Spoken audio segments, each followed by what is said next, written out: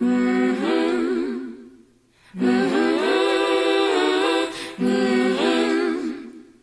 man in the world. No man in the world. The measure of any society is how it treats its women and girls.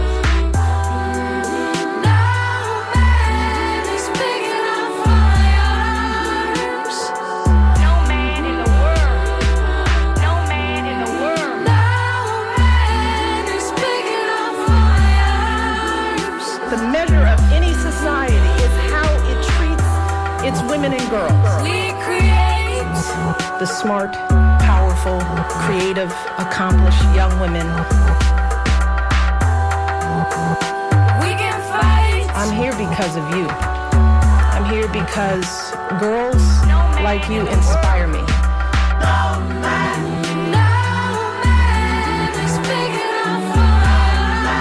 Many of these girls have faced unthinkable obstacles just to attend school. Of any society is how it treats its women and girls. Won't stand still. Your story is my story. Your story is my story. Buckle up, buttercups. It's another episode of Surly Voices here on WMNF Tampa 88.5. My name is Liz. I'm one of your hosts.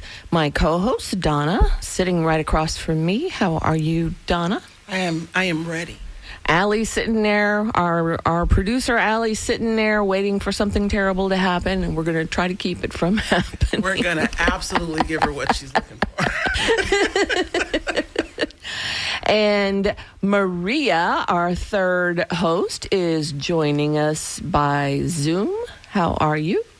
Good morning. How are you? I'm doing fine, thanks. Everything seems to be going well so far, knock on wood. We're going to be covering a host of topics today. Donna, do you want to introduce the agenda for things we're talking about? Now, you guys know that. I stay up all night, so I'm disorganized at the top of the day. I don't become a soldier until like 4:30 p.m. Okay? Right? But anyway, this week's scorching hot tea, because it's tea time, y'all, Tea time. is follow the money. Okay? Gun control activist and new DNC vice chair, David Hogue, some people say, is dropping $20 million into the Democrat Party's retirement fund. Where does a young boy as such get so much money? Okay, so he's the vice chair of the DNC, and he was the leader of March for Our Lives for a time, one of their leaders, along with Maxwell Frost. And he is very well connected as a consequence of that. He bills himself as a survivor of the Parkland tragedy. He is as much of a survivor as anyone who wasn't actually physically injured, because there are all types of injuries that can happen in these things to our young people. But he seized the moment, as it were, and made himself a celebrity organizer. Controversial to people on the very far left, but the liberals seem to embrace him. They love him. They love him. They love the whole thing. So anyway, I'm listening to him, though, because he is singing my tune. He is not allowing the business as usual, stale, non-planning, non-strategic, non-tactical party to go on, as it were. He wants to primary a load of Democrats. I'm going to get through this, and then we're going to come back to Maria, and she's going to walk you guys through that, okay? He seems to have the support of the DNC chair, Ken Martin, whom I've worked with over the last several years. You guys know I spend a lot of time in Minnesota. And Ken Martin is an organizer. And he likes to take video of himself knocking on doors and talking to people in the district, which he actually does. He's an organizer, okay? So is this a new era of progressive power moves? Well, we're about to find out. Right. Girl power or gilded nonsense. Now, someone low-key made fun of me for covering this, and I told them that we cover the tragedy of our disintegrating democracy rather endlessly. Yes. We have heavily covered Palestine and the genocide. We've taken a lot of flack for that in our personal and public lives as a consequence of that. But today, we're about to cover the space cadets. Yes. These ain't no Blue Angels, y'all. No. These are not accomplished. I mean, they're accomplished, I guess, in their own way, but they're not astronauts. And they are pushing that narrative, and they're doing nothing to intercept the narrative that they're astronauts. Now, we all know, everybody live in this country and Sound My West know that an astronaut is a very difficult thing to do. You must be a person of science. You must be uber fit, mentally and physically, as they test you. And it takes many, many years, and the competition is really, really stiff.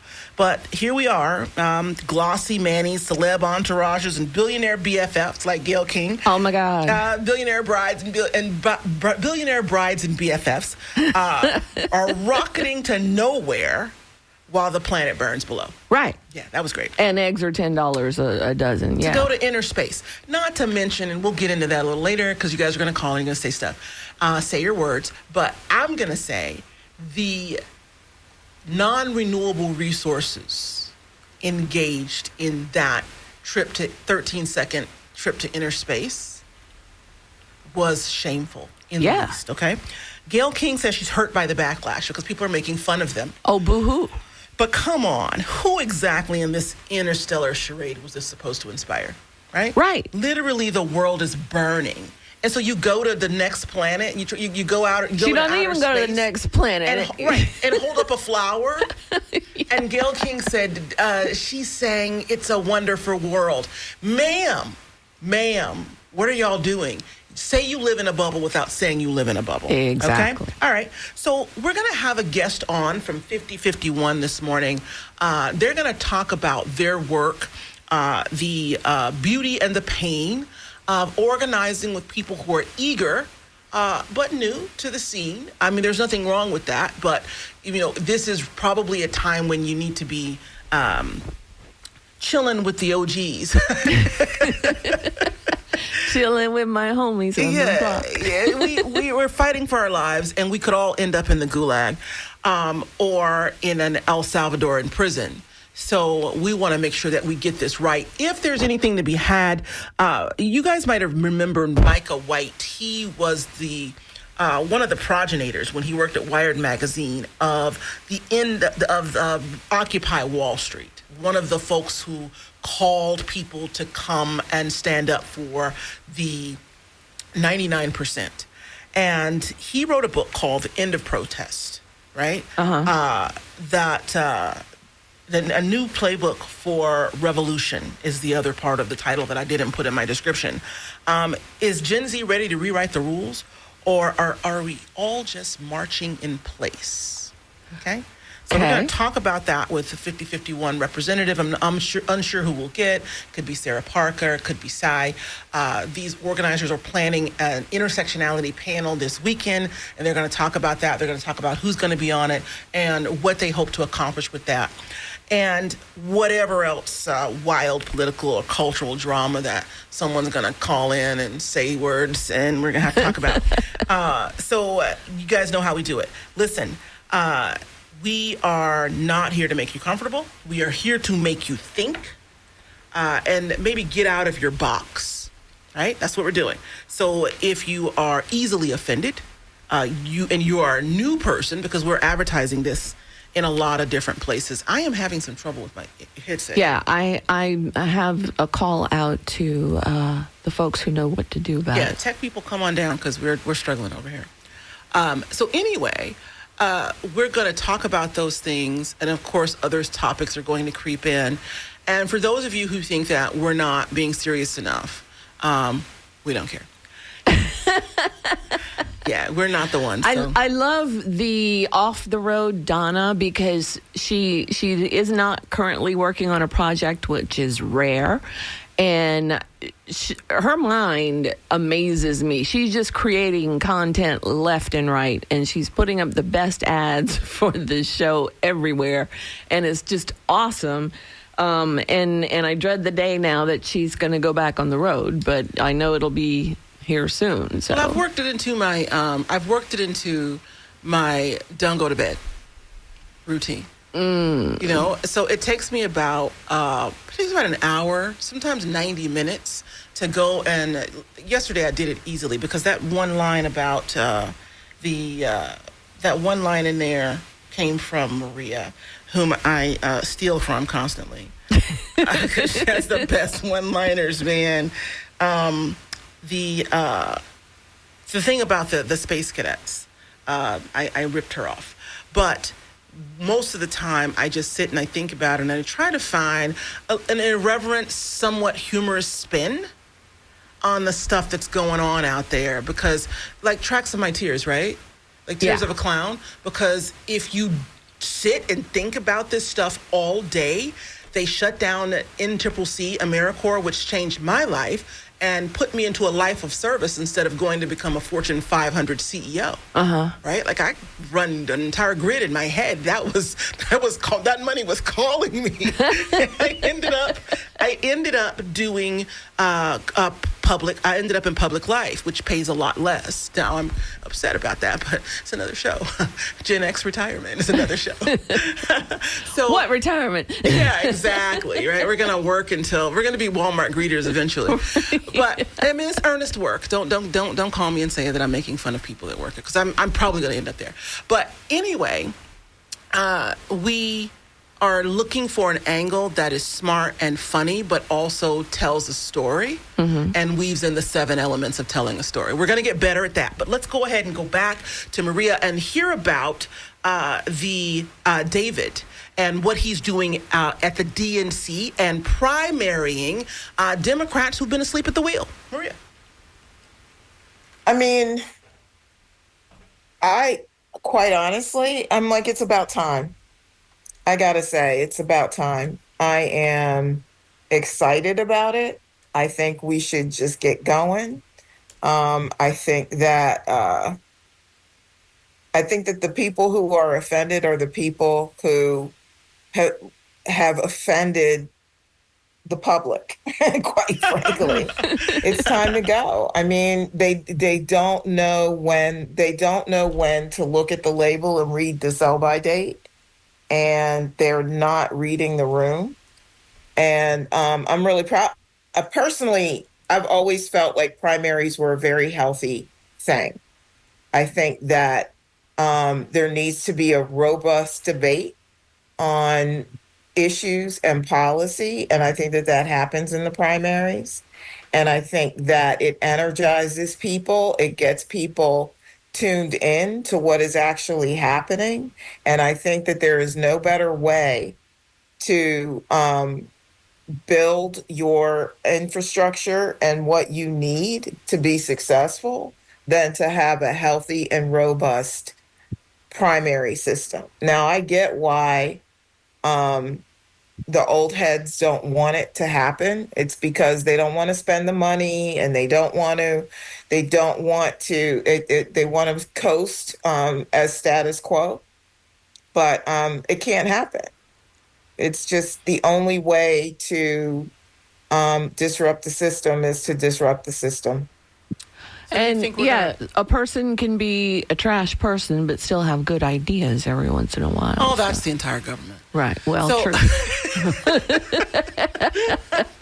Okay. So, Maria, do you think that this will blow apart the Democratic Party and that we'll have a catastrophe in the middle of a catastrophe? I was going to say, like, what isn't catastrophic right now? Right. I knew the answer to that. I just want you to say it for everybody and else it's like these folks that are in there now and keep getting reelected, they're making money on losing. I think that the entire system needs to change, right? The whole consultant class that we call it has to be dismembered. And I feel like the only way to change it actually is to change it. You may have to blow it up, but I can tell you what's not working. It is the last 20 years of operating by ostrich method.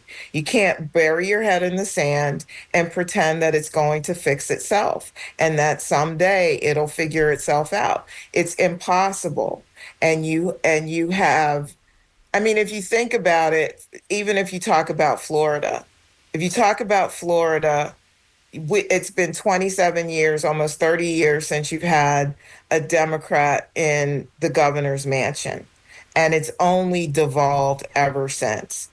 And I keep saying this to people. Barack Obama showed you how to win this state twice, and they refused to learn the lessons. The reason why he succeeded was through fundamental organizing. Now, granted, he squandered those opportunities to build a sustainable model for it. We have squandered the opportunity as Floridians to build the sustainable model for it. But the bones are there. The cookbook is there to show you exactly how it's done and should be done, and to fundamentally transform the way we do politics. Should be the way in which we build a community together collectively, and with the agreement, the civil agreement amongst each other on how to move forward with the ideas of what it means for us to advocate on behalf of one another. We don't do that anymore. We don't plead the case for one another and what it means to build a thriving community. We build a house of cards for the sake of consultants and interest groups and lobbyists. And the only way to disrupt it is literally to disrupt it. I agree with that. And I also, I mean, this is an entirely, completely standalone show, is the work that the media has done to make sure that we're all separated. Yes. The erosion of multi-generational spaces and in the South, multi-ethnic spaces. The third place that people of different cultures, gender or sexual orientations, diversity only takes place in the internet anymore.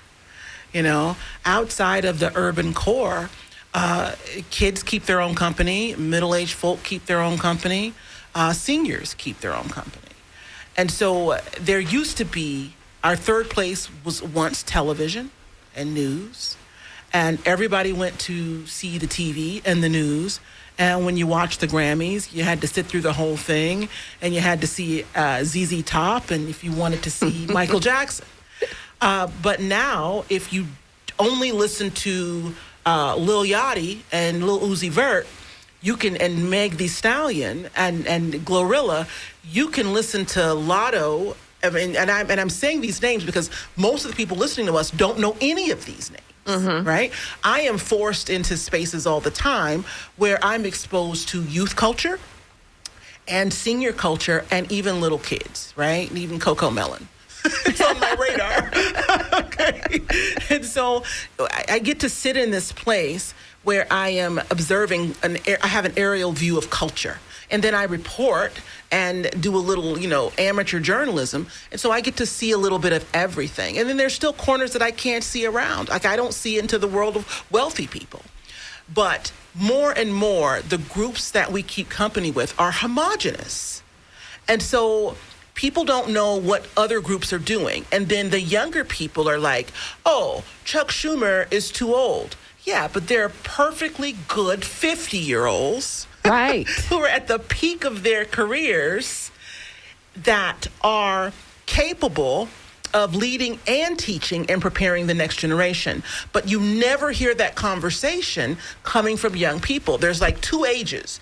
Me, as far in their minds, and the octogenarians.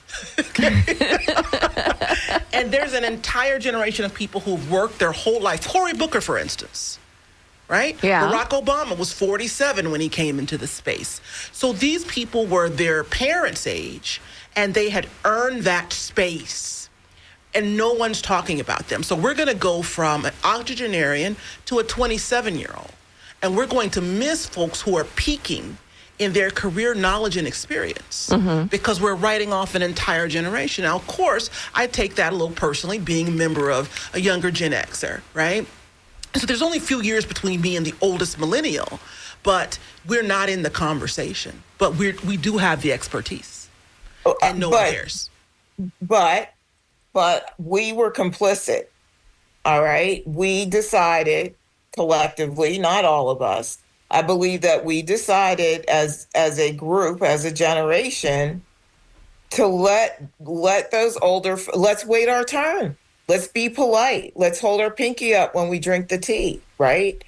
And these old guys, we allowed them to rule the room, and hoping that one day they'll decide to pass the baton, and they're not. How many times does Mitch McConnell have to fall before he takes a back seat, right? He finally did that, right? He's not running. Yeah. He's not running, but he's like, what? You got the other guy who's 91 years old who just had a town hall the other day, right? And he just won re-election. Wait, who are we talking about, Maria? Oh, the other senator from the Midwest. There's so many That's 91. and nonagenarians that it's you can't. And look at Dianne Feinstein. God oh my rest her God. soul. Yeah, they were wheeling her corpse around forever. And isn't someone living, rest in peace, isn't someone living in a senior's home? Yes. Okay. Somebody from Texas. A congressperson from Texas. But this is the thing, right? It is the place where people need to get business done, and it's being treated like it's weekend at Bernie's. Right. And it should not be. This isn't like, put somebody in your passenger seat and get through the HOV lane. It is time to get some work done. And this is what happens. Your democracy decays while you allow this kind of stuff to happen. I fully support David Hogg and his efforts. If he could raise $20 million, hey, have him call me. I want to help him. I really do. I do too. I think that I don't think that what he's saying is that we're going to dismiss the minds and the institutional knowledge of people in their 50s. But looking at the rigor mortis set in our institutions should not be happening. Well, David, and if it takes David, he went out of his way to say that you're not saying you're old, you're out. But 50-year-olds aren't old, right? Right. 50-year-olds have kids in college. And some of them have kids in high school, right? Depending on, and some of them have small children. So he went out of his way to say that he wasn't saying that, but that has not been the conversation in the public square. And it has not been the way we've reported on the accomplishments. The only time you hear about people that are in early to middle age achieving anything is when they stand up for 25 hours and break Strom Thurmond's record. Right? Other than that, you don't hear about what's happening there. But let someone who's under the age of 35, twist their ankle, and it's all over the news. Mm-hmm. And there literally nothing is happening. It's just the young people are talking, and so that's not good for the culture. The same way it's not good to leave young people out of the conversation, because that's also a problem. Right. Exactly. It's a two-edged sword. Absolutely a double-edged sword. You're listening to Surly Voices on WMNF Tampa 88.5. Give us a call at 813-239-9663, or you can email to dj@wmnf.org. We are talking about David Hogg rising from the ashes of Florida to try to save the Democratic Party. We're put your mute on, Don. There you go. So we're trying to, we're talking about also the Blue Origin all-female celebrity flight. And What? We're talking about 50-51. Okay. Yes, and we're waiting on our guests to kind of pop in here so that we can talk about that. So there's a panel that's happening to teach intersectionality to boomers. That's what I heard. I mean, and again, there's that, using boomers. Did you say boomers? Mm-hmm. Yeah. I didn't hear you. Yes. Okay. Sorry. Okay. And so that's a thing that's happening on Saturday at 6 p.m. We'll post the link on our webpage. It seems that it's been very difficult, you don't have to tell us, to talk to middle-aged white women, usually not at the edge of Gen X, but a little bit farther up, the second wave feminist, about what the stack looks like and why we center people from the margins and how that enhances how we move forward. And then intersectionality and understanding it helps to grease the wheels on that. However, I will tell you that in the age of Trump, it's very difficult to disabuse some of our compatriots of the notion that they will not always be handed the mic and that no one's going to sit around and listen to them ramble about things that they don't really understand and pretend to be teachers of subject matter that they still need to be taught. And every time I go into any spaces where people think of themselves as progressive, liberal, leftist, Democrat, I encounter people speaking that probably shouldn't, people teaching that need to be taught, and folks taking up a lot of space. And getting very upset when you say certain things. Crying upset. Mm-hmm. Yeah, it's ridiculous. Mm-hmm.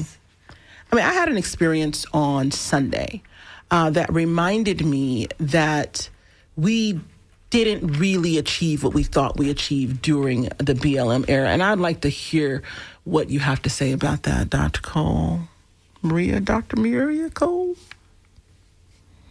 Maria, where did she go? Okay, so we're not going to do dead air. So we're going to continue, and we're going to move into the Blue Cadets. Yes, okay? Thank you. Now, it's the funny part. This is the comedy part of the show. So these women, all dolled up, they looked great. I thought they looked great. Oh, they had fashion shoots and everything beforehand. Yes, and it was nice. But space is serious. If you end up outside your capsule, you're done. If something goes wrong mechanically, it's over. It's like going into the deep sea. We saw that a couple years ago. You're in the territory that humans weren't necessarily intended or designed for. And so we are, it's a serious business. And, singing in space and showing us flowers and showing us how svelte, the Ozempic has gotten your figure, along with the great mink lashes and gel nails, it's not as serious. I think it's important because it's part of our culture, but that was what celebrity was on display. Yes. Okay. And nobody talked about that trip was necessary. It was not in service of science. Nope. It was a commercial. It was tone deaf. It was anger making. A lot of people are angry because at a time when we're, leaving the Paris Accords, at a time when the black snake is in full activity, oil is being spilled, animals are going extinct, like a couple hundred species a day was a number that I passed by. Didn't do any research on, so if you have information, give me a call. But over and over and over again, we are replaying Marie Antoinette vibes. Right. Right? It was definitely Marie Antoinette inspired because nobody asked for that. Nobody. We are literally fighting for civil liberties. A few days after we hear that homegrown is next, we got to listen to Gail talk about how moving it was for Katy Perry to sing It's a Wonderful World in their 13-second space trip. I loved when the 1 minute warning. We're going to hear from Katy Perry. She's going to sing a song for us right now. 1 minute warning. It's like, I was like, thank goodness. But yeah. but what about Gail talking about the good work of Jeff Bezos to throw trash That's what into space? Yes. That sent me into the atmosphere. Ain't Okay. nobody got time for that. Yeah. And Gail is Oprah's best friend Has to be said. and alleged lover. And Ooh, girl, that's some top tea right there. I think it's time for a Surly Voices Yes. disclaimer. oh on yes, that one. okay. I did say alleged lover, but yes, the opinions expressed on Surly Voices are those of Surly Voices and not those of WMNF Tampa. But no, that ain't news. That's not new news. You've been seeing that on the National Enquirer covers forever. It's kind of like an open secret, right? Yeah. It's like with the Whitney Houston, the stuff that R. Kelly was doing, we kind of know, but, you don't know until they, I mean, Diddy is a perfect example. The rumor mill spun years, decades, until finally this guy's like, he looks like he did everything that they said he did. For a second, I saw that we had our representative from 5051 was on, and we've lost them. They're back. They're back. coming back. All right, let's do it. So we've been looking for you. Could you please say your name for us and tell us a little bit about what you are doing in the Voices of Florida movement? Is that Voices of Florida? Women of Florida, right? You should have given him. You're on mute if you're talking. Yeah. There you Hi. go. Hi there. My name is Zaide Smith, and I am the Chief Deputy Director of Voices of Florida. We were formerly known as Women's Voices of Southwest Florida, so that's probably where you're getting that from. Okay. But we have rebranded and changed our name to be more intersectional and to be more reflective of our membership and the people that we represent across the state of Florida. And we are also one of the national coordinators with the 5051 movement right now, which you know a lot about because I know that you're going to be on one of the upcoming panels that we are going to have for intersectionality. You ain't have to tell And- nobody. course You ain't have to put me out there like that. But go on.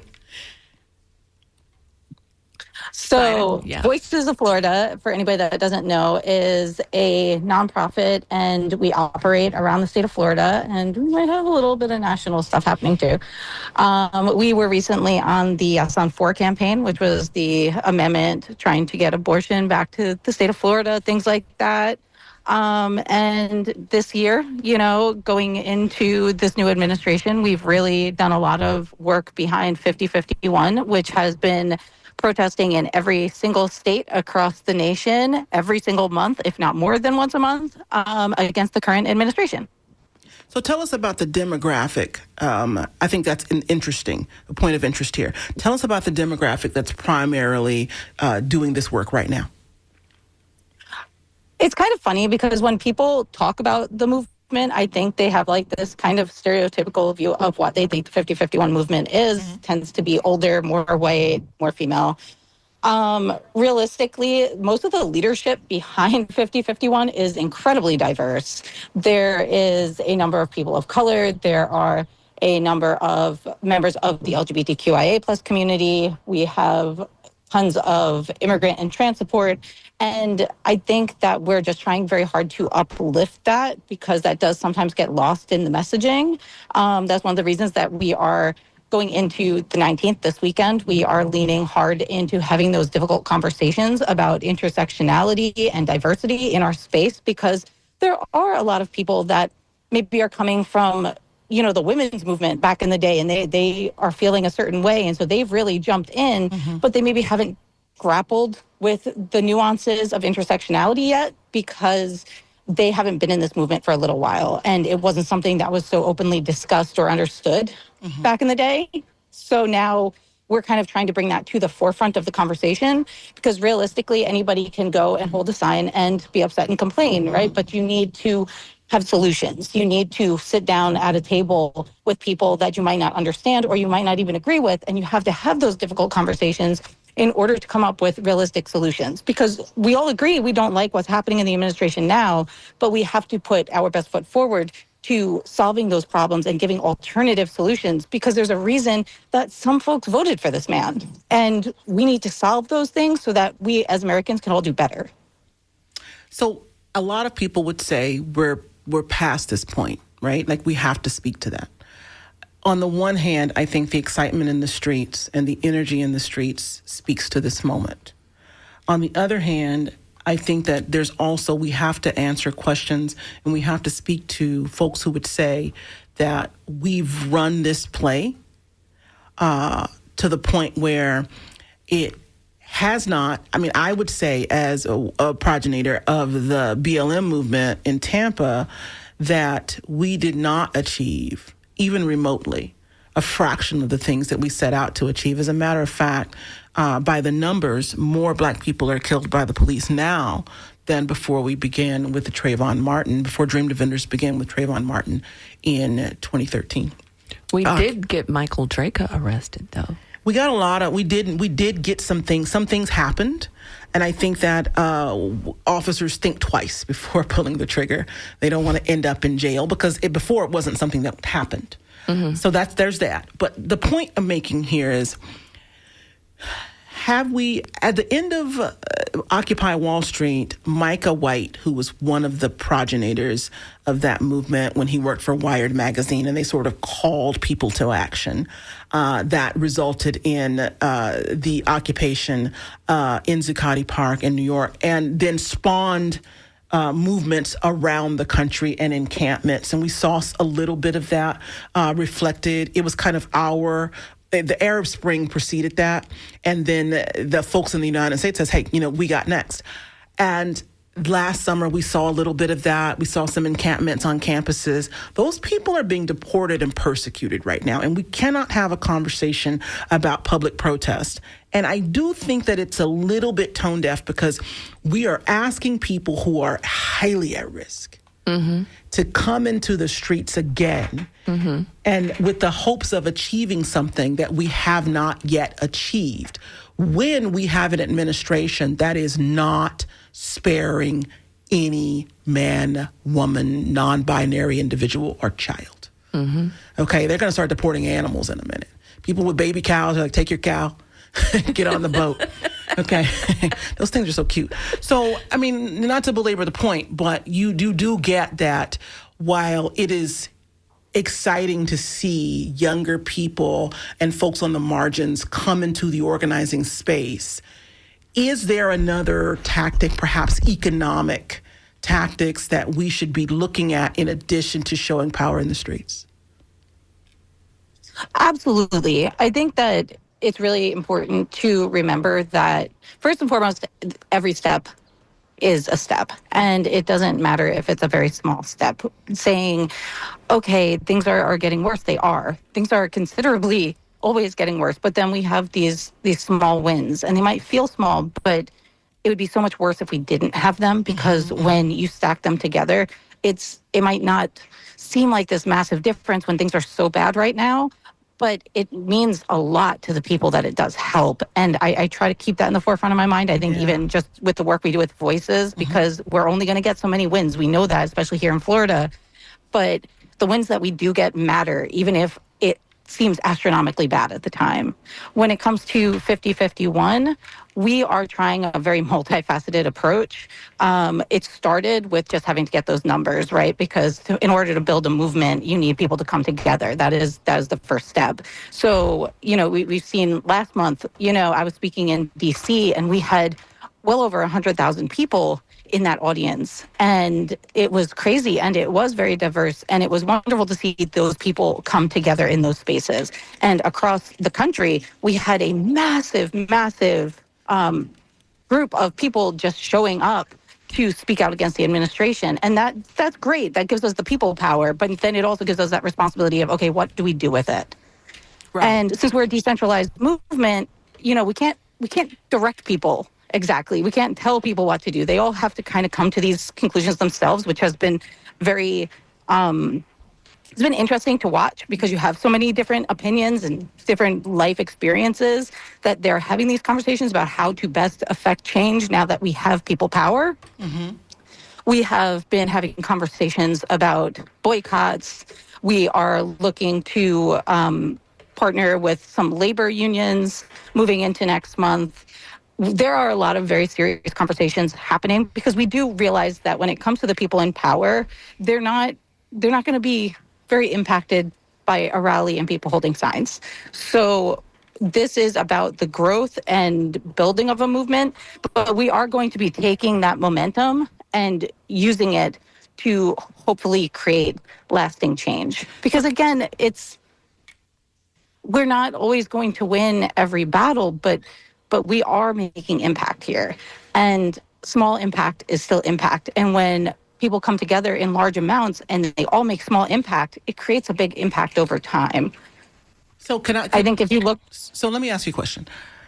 Then I hear you say, and guide me if I'm wrong, that the movement in the street is acting as a sort of clearinghouse to bring people who haven't been informed, who don't know maybe what they think they should know about what's happening to us as a nation, and as a planetary family, human family, that people, when they come to the streets, you capture that energy and you ask the next question, okay, now what can we collectively create together? Is that how you're seeing the point of the protest in the street? Because street protests initially began as a way to demonstrate how many people were thinking the same way about a thing.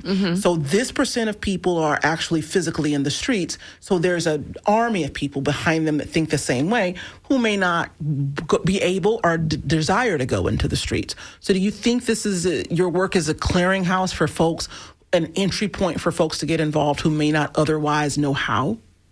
Because it's very visible.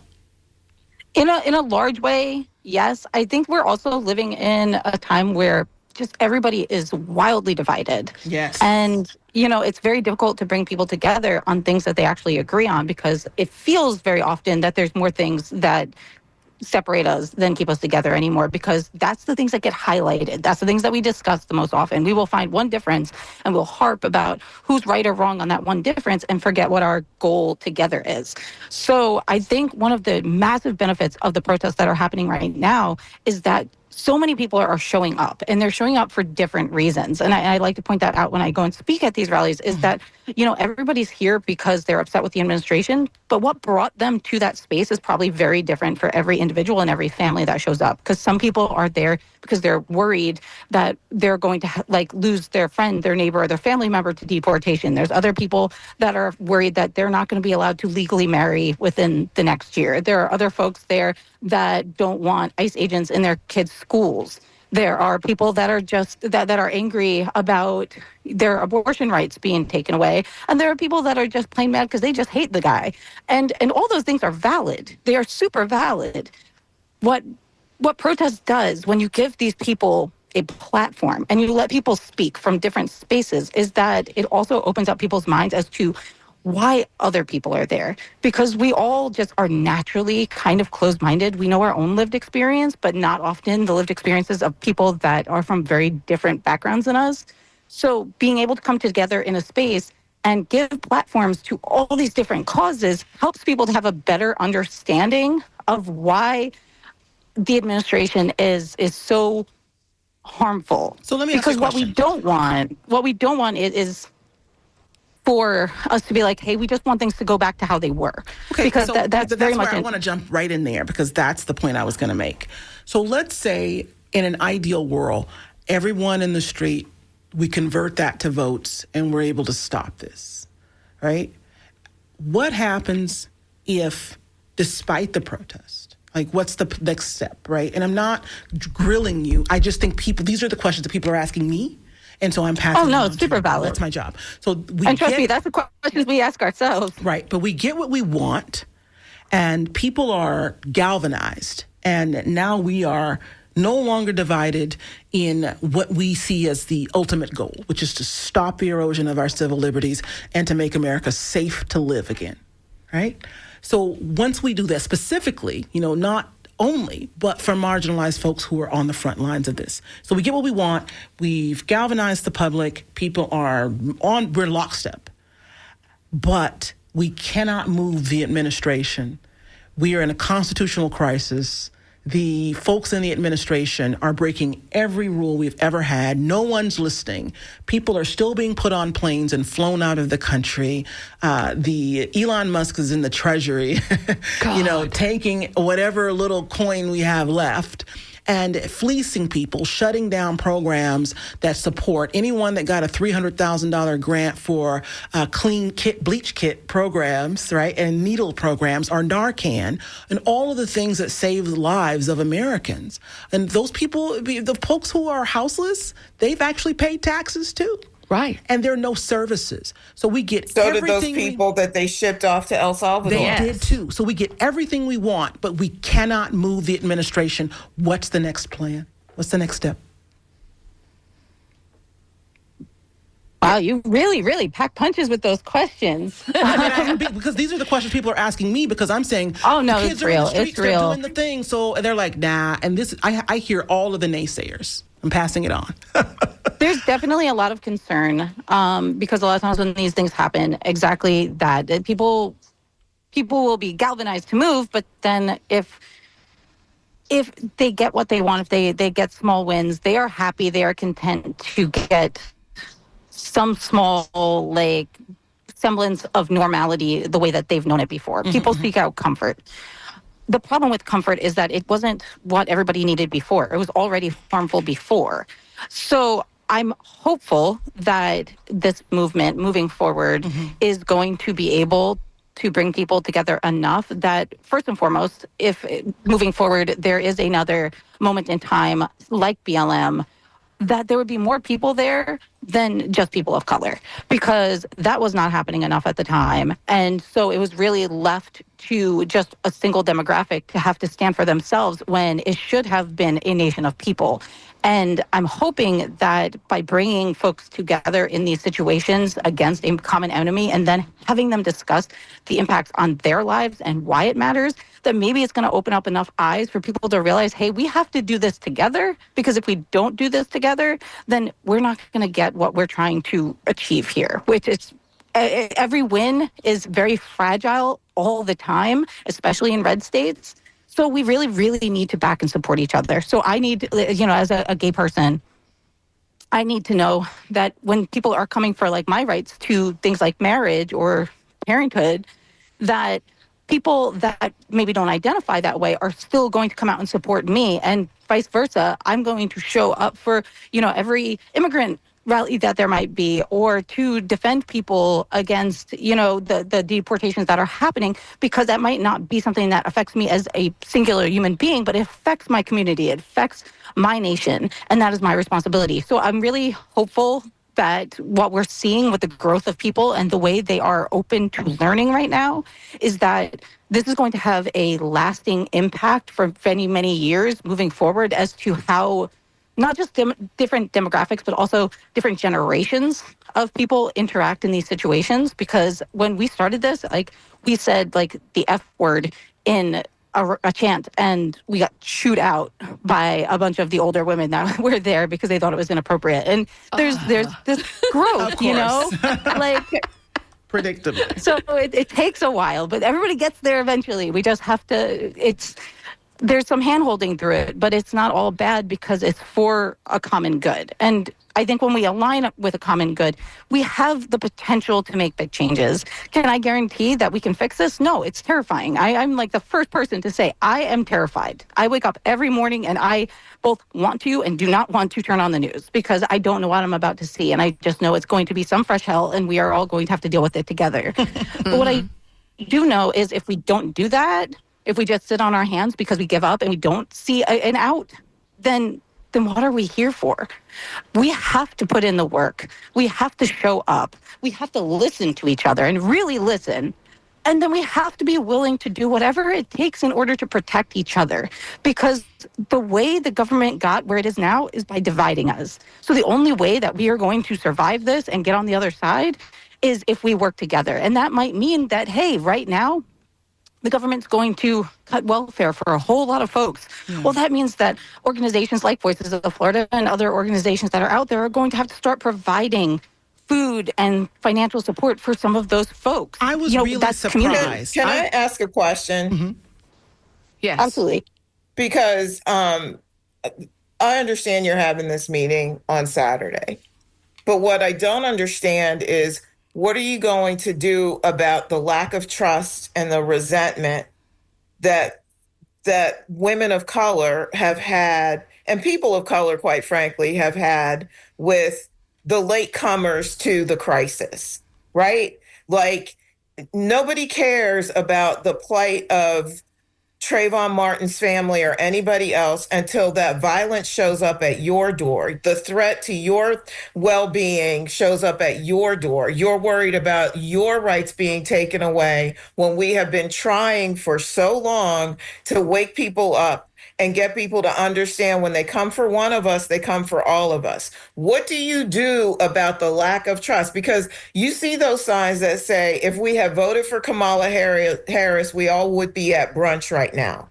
What happens when we don't trust you? That when the next time something happens to anyone that doesn't look like you happens, are y'all going to be at brunch, or are you going to be, or are you making an effort towards a sustainable, transformative change that is going to last through my plight, through someone else's plight, for somebody that doesn't look like you? Because the resentment is real. The lack of trust is very real.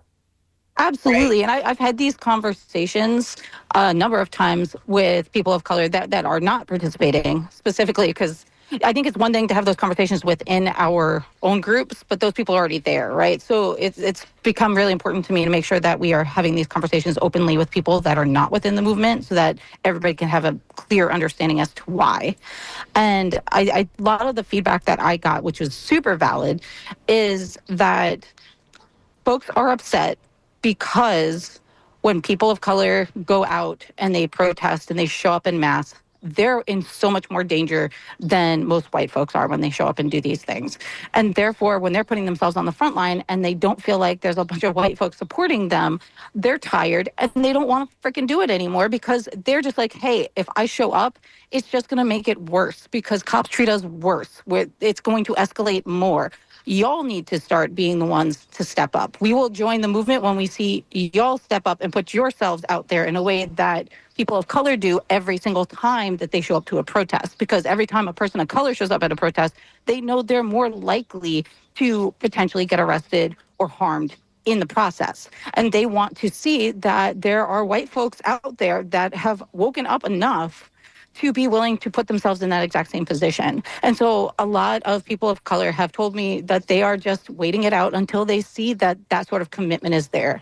And that's fair. That is a fair test of trust. And that has been discussed many, many times within 5051. We have lots of chats where we have these very, very difficult conversations. And I try to bring to light very often, hey, I know we need to do actionable items. We need to show up and we need to protest. But rather than always just trying to reach out to other demographics that are marginalized, we need to also show up in spaces as white folks. And we need to be willing to hold it down in risky situations, because that's the best testament to one's actual commitment to a cause. Because it's really easy when you feel like, hey, this has always been safe. I can stand on a corner and I can wave a sign and I know I'm going home to my family tonight.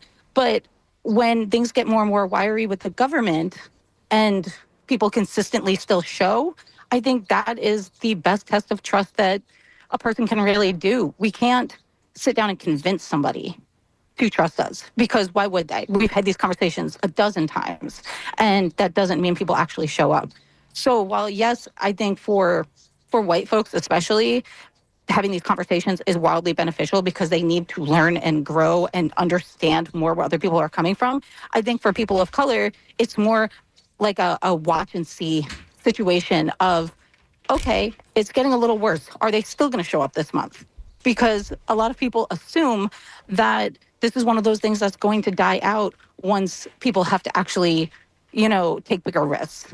All And right. That's just not something we're seeing. Saida, thank you so much for joining us today. To the callers who are in the queue, I apologize. We ran over time. Oh, wow. Please call us again next week. Frank has given me the finger, and my time is almost up. So thank you so much for listening, and please join us next week at 10 a.m. Thank you.